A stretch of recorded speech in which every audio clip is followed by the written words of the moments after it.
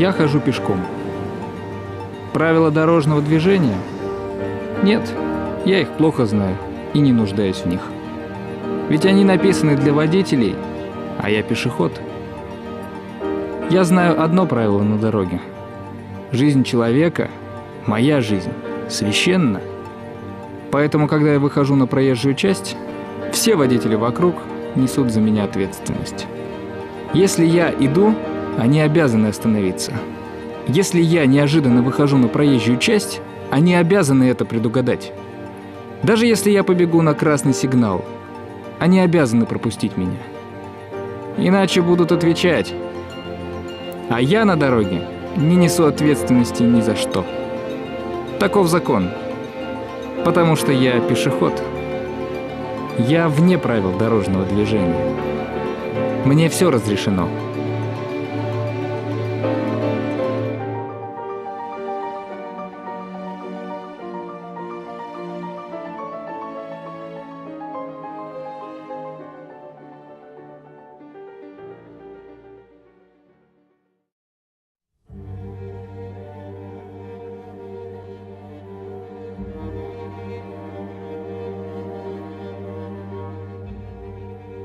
Пешеход.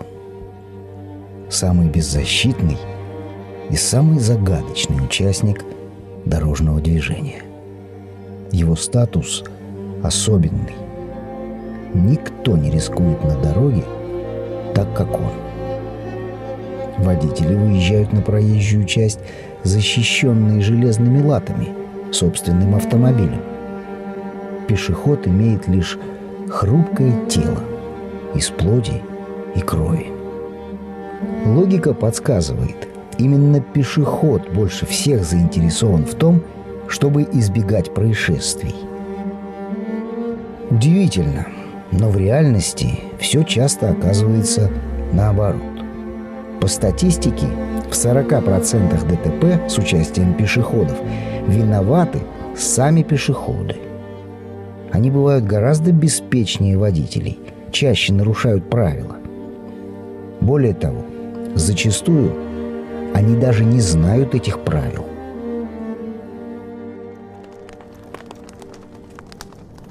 Душа человека. Сколько же в ней загадок. Да, пешеходы на дороге порой ведут себя нелогично. Почему? Потому что управляет ими не логика, не здравый смысл, а другие, глубинные, первобытные механизмы психики. Обычно мы их даже не осознаем.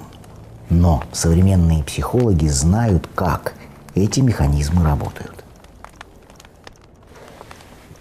Всемирно известный психолог Эрик Берн утверждает, что личность человека может находиться в одном из трех состояний. Условно они называются взрослый, родитель и ребенок. В течение дня мы можем переходить из одного состояния в другое много раз. И наш настоящий возраст при этом не имеет значения. Мы находимся в состоянии взрослого, когда ведем себя по-взрослому, объективно оцениваем действительность и отвечаем за свои поступки. Мы превращаемся в родителей, когда поучаем других и принимаем на себя ответственность за них. И мы превращаемся в детей, когда перекладываем на других ответственность за себя, за свою жизнь, за свою безопасность. Кем же является пешеход на дороге? Взрослым, родителем или ребенком? Ответ прост. Пешеход является взрослым, когда ведет себя ответственно, соблюдает правила и понимает, что его жизнь зависит от его собственных решений. И пешеход находится в состоянии ребенка, когда легкомысленно нарушает правила, ведь тем самым он перекладывает ответственность за свою жизнь на водителя, как в детстве перекладывал на папу и маму.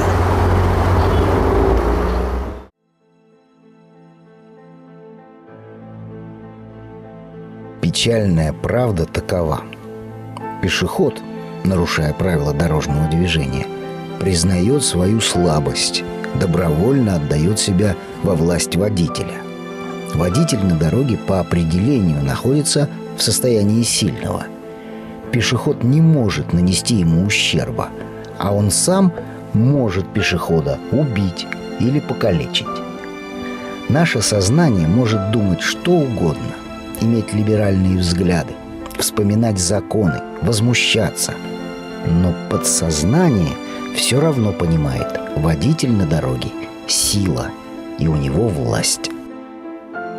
Как же мы ведем себя перед лицом силы и власти? Одни говорят: я свободный человек и хозяин собственной судьбы, поэтому я буду вести себя так, чтобы моя жизнь находилась только под моим контролем.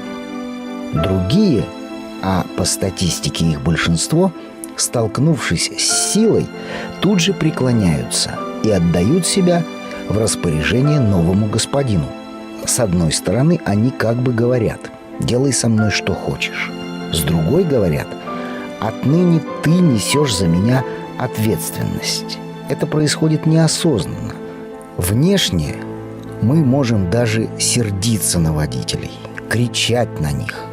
Но внутри это психологическое состояние раба. Вы удивитесь, но социологи говорят, что на поведение российских пешеходов оказывает влияние многовековое прошлое. Издревле в нашей стране судьба человека постоянно зависела от вышестоящего начальника. Ему люди доверяли свою судьбу и от него ждали милости.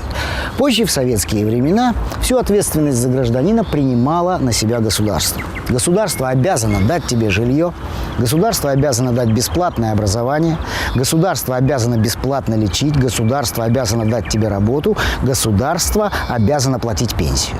В итоге в человеческой душе укоренилось убеждение: кто-то всегда нам что-то обязан, а мы всегда готовы снять с себя ответственность за нашу судьбу. Это стало частью менталитета многих людей. Эту психологическую модель они невольно передают детям и внукам, и ее они переносят на дорогу.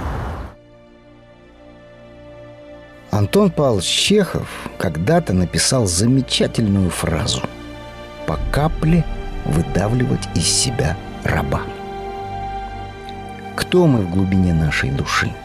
Рабы или свободные люди? Всякий раз, когда пешеход выходит на дорогу, он ставит на кон собственную жизнь. Если он перестраховывается и соблюдает правила, значит, в душе он свободный человек, который готов быть господином собственной жизни. Если пешеход полагается на случай и волю водителя, значит, где-то глубоко в его душе еще затаился, живет раб. И если его не выдавить по капле, потом может быть поздно.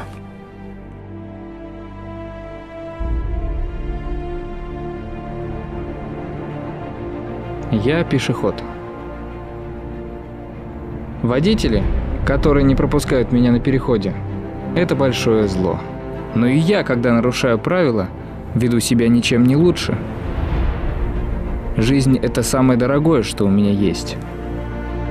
Пора мне принять на себя ответственность. Пора понять, что если водитель наедет на меня и будет наказан, даже сядет в тюрьму, мне не будет от этого легче. У меня есть мои близкие люди, моя работа, мои увлечения. Мне есть ради чего жить, и я не стану рисковать этим, нарушая правила дорожного движения. Я свободный человек, и таков мой выбор.